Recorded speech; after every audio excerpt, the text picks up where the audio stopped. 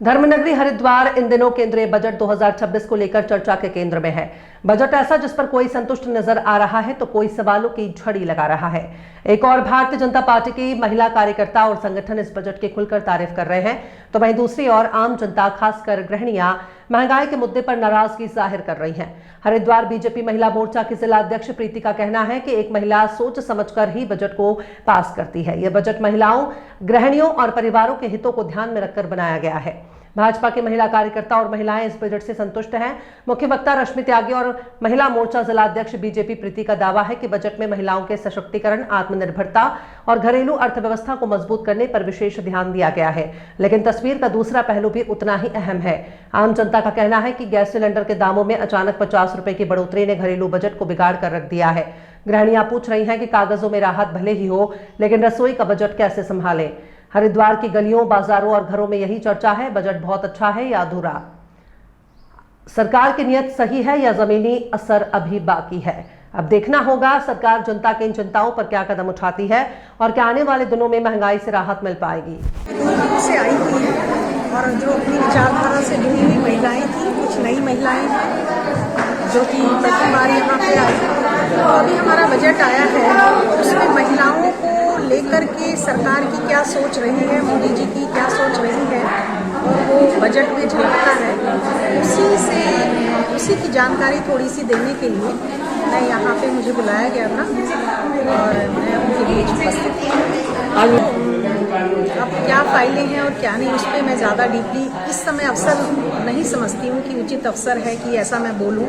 मैं तो एक शिक्षाविद हूँ और आज बजट के हिसाब से ही मुझे जानकारी देनी थी महिलाओं को, वो मैंने अपना काम किया है। मेरा जो उद्देश्य था उसमें मैं पूर्ति की है मैंने। तो मुझे उस फाइल के बारे में, जो कि अभी ऑथेंटिक नहीं है, मैं उसके बारे में कमेंट करना अपना उत्तरदायित्व नहीं मानती। आगे और महिलाएं चहुमुखी विकास कर रही हैं, कंधे से कंधा मिला करके चल रही हैं आज पुरुषों के साथ। आप देखिए कि महिलाओं का जो एजुकेशन का रेट है, वो बहुत, एजुकेशन का जो प्रतिशत है वो बहुत अधिक बढ़ गया है और कहीं भी किसी भी कोई भी ऐसा क्षेत्र नहीं है जहाँ पे आज महिलाएं नहीं प्रतिनिधित्व कर रही हैं। वो पायलट भी है, डॉक्टर भी है, इंजीनियर भी है। लेकिन इसमें सवर्ण महिला होगी, उसके लिए तो जब हम किसी व्यक्ति को वैचारिक स्तर पर इतना समृद्ध कर देते हैं तो मुझे नहीं लगता है कि हमें इन चीज़ों से, छोटी छोटी चीज़ों से ये सोच के चलना चाहिए कि वो हमें प्रताड़ित करे। उसको सरकार ने बैलेंस बनाया है, ऐसा नहीं है। सभी को प्रतिनिधित्व मिलेगा और उस पर एक कमेटी गठित की जाएगी, इस तरह का प्रावधान किया गया है। और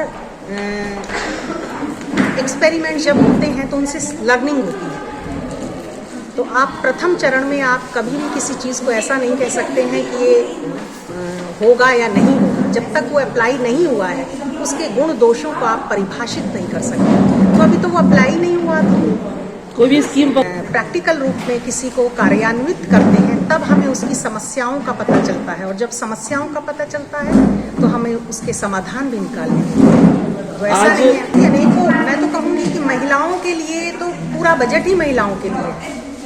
महिला जो है, मैंने कहा कि धुरी है हमारे समाज की, और उसी को ध्यान में रख करके ये बजट लाया गया है। तो हम ये कहें कि केवल कुछ पर्टिकुलर बिंदु हैं, उन्हीं से लाभान्वित होगी महिला, ऐसा मुझे नहीं दिखता है। जब हम इसको एनालाइज करते हैं पूरे डेटा को उठा करके, आप देखिए क्या सड़कें बनेंगी, क्या महिला नहीं चलेगी, क्या एजुकेशन की जो, और जो भी है, आप ये कैसे कह सकते हैं कि कोई इंस्टीट्यूशन खुल रहा है तो केवल पुरुष वर्ग ही वहाँ पर आए, महिलाएं भी आएंगी।